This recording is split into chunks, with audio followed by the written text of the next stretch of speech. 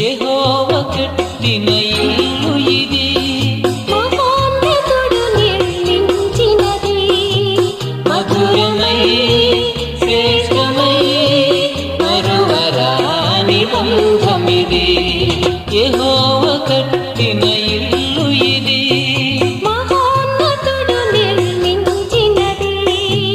మధురమై శ్రేష్టమై మరువరాని బంధమిది.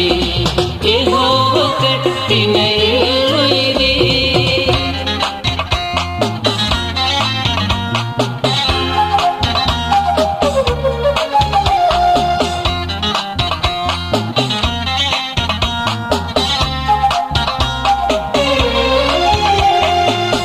ఒంటరి బ్రతుకులు మరవాలని, జంటగా సతతం నిలవాలని